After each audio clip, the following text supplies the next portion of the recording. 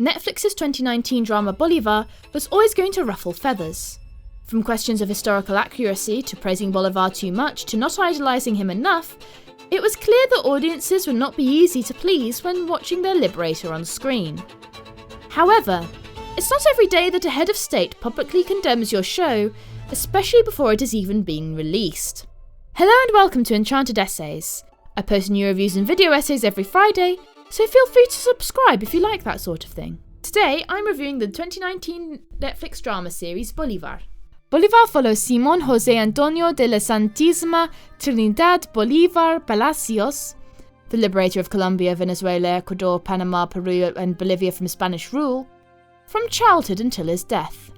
This historical epic, filmed across multiple countries with an international cast, is a co-production between Netflix and Colombian network Caracol Television. The show traverses many subgenres as it crosses different periods of Bolivar's life. The first part of the show follows both Bolivar and his siblings at their plantation in Venezuela, as they wrestle for control with their evil penny-pinching uncle. This character gives off a real Dickens villain vibe, whilst the story of Bolivar's brotherhood with a slave and his education through a revolutionary tutor have more of a Bildungsroman vibe. This is also the part of the show that focuses the most on slavery, which, as you can imagine, is the most harrowing part of the show. At first, I wondered if they had sugarcoated Bolivar's relationship with them, and although they probably still did to a certain extent, I was surprised to find out that Bolivar did consider the slave who raised him after his mother's death to be his mother, and was an abolitionist. His education in Europe and his courtship of his future wife have more of a period romance vibe, and of course, the Revolutionary War has more of a war drama vibe. The final part of the series is primarily a political drama, but it also follows the lives of a small group of ordinary people trying to rebuild their lives in Bogotá after the war. I think these changes in subgenre, although not entirely intentional, help keep the show engaging over 60 hours, but I can also see that this may be off-putting for some people. The first episode is hard to get into, as it starts by showing the next two iterations of Bolivar by showing him having flashbacks before quickly traversing Bolivar's formative years. Whilst there are issues later in the show as we fast forward through certain periods of his life, this only ever takes an episode or two, and once the plot gets settled, it becomes really engaging. There's also a slight adjustment period when new actors are cast for older versions of the characters, but their portrayal of the characters is consistent, so it doesn't last long. There are plenty of incredibly interesting side characters, but predictably, they are not around for the whole show. His siblings, tutor and uncle, make way for Santander, Sucre and the various soldiers in the military, for example. Again, there's an adjustment period as we are introduced to a whole new cast of characters for us to become invested in. About halfway through the series, we also start getting the life story of the childish yet cunning Colonel Manuelita Sáenz, his future lover, played primarily by Shainina Dan. At first, this introduction of a second biography is a bit jarring, but Manuelita is such an interesting character, and her formative years really establish why she is the kind of reckless and rebellious person she is. She's probably my favourite character in this show. I absolutely love her. I was really surprised to see how much criticism there was of this show. Historical accuracy aside, because, let's be honest, any historical drama is going to take liberties, people have criticised the budget and length, comparing it to a telenovela. Whilst the dramatic music and tone are a bit telenovela-esque, I wouldn't say it was overly. I'd say it was a historical drama with some telenovela influences. The only real negative thing I have to say about it is that the closing theme sounded like it came from Age of Empires 2. Whilst I'm sure the films made on the subject were able to tell parts of Bolivar's life story with a more impressive budget, they still would have only been able to explore a chapter in his life rather than the full story. Besides, I was seriously impressed with its budget, but the kind of quality I had seen from Colombian television looked like this.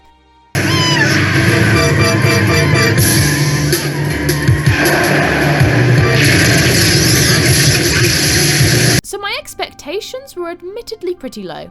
However, I can sadly see why the length of the show would alienate viewers outside of Latin America. They should have just released it in 3 20-episode seasons. We clearly don't have any problem binging that. The show does mostly portray Bolivar himself in a positive light. The most jarring thing about this is that, although he is called out for it, Bolivar's most controversial decision, the massacre at Pasto, happens off screen. Although he wasn't there himself, this possibly distances audience from the consequences of this action. However, the show does explore a lot of other controversial decisions and mistakes, making it a far more nuanced portrayal than the idealized version of the Liberator that Latin American audiences are more familiar with.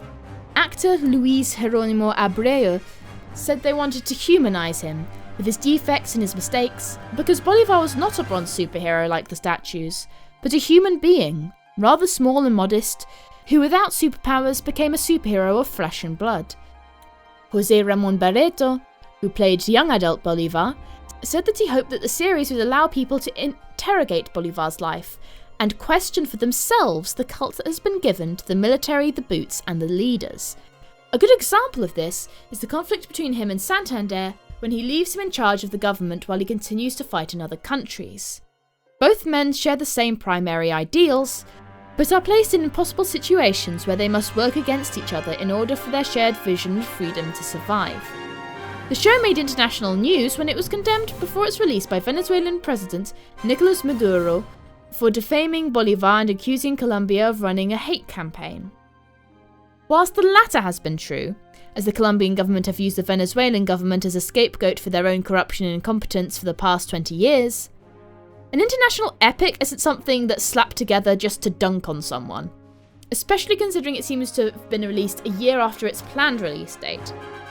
Maduro's followers believe that his mentor and predecessor, the late President Hugo Chavez, was the literal reincarnation of Bolivar, so it's speculated that he was worried that this TV series may affect his image. Abreu responded by saying, "You will have to watch it first before saying if you like it or not, and we will accept that opinion then. That is what free speech is." He also said, "I think I have issues that are much, much more important to deal with though." After actually watching the series, Maduro apologised and congratulated the actors on their performances. A surprising added benefit of being from outside of Latin America is that well-known historical events become of additional plot twists. I went into the show knowing nothing about Colombian history, but my better half is Colombian, so I watched it with someone who was able to fill me in on a couple of things.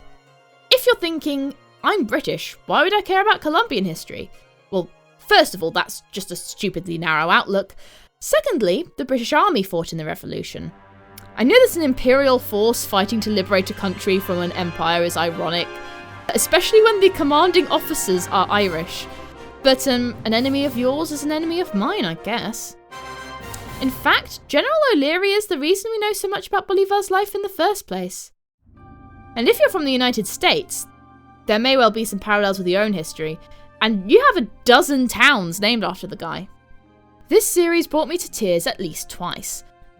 Not just brought me to tears, but made me weep.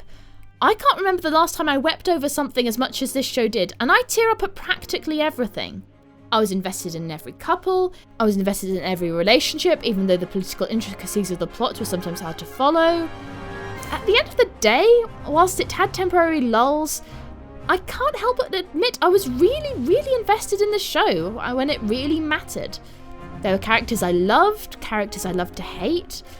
In spite of its flaws, this show did manage to make me feel the things they intended me to feel. As for the historical accuracy, I honestly don't know how accurate it is, but now I'm really interested in finding out. I think this show will get people interested in this history if they don't know about it already, and will encourage Latin American audiences who are already familiar with the history to look at it more critically. Are there any other Latin American shows you'd like me to review? Let me know in the comments below. I've only just found out that both of the two adult Bolivar actors were in a telenovela together in Venezuela, so I'm definitely curious about that now.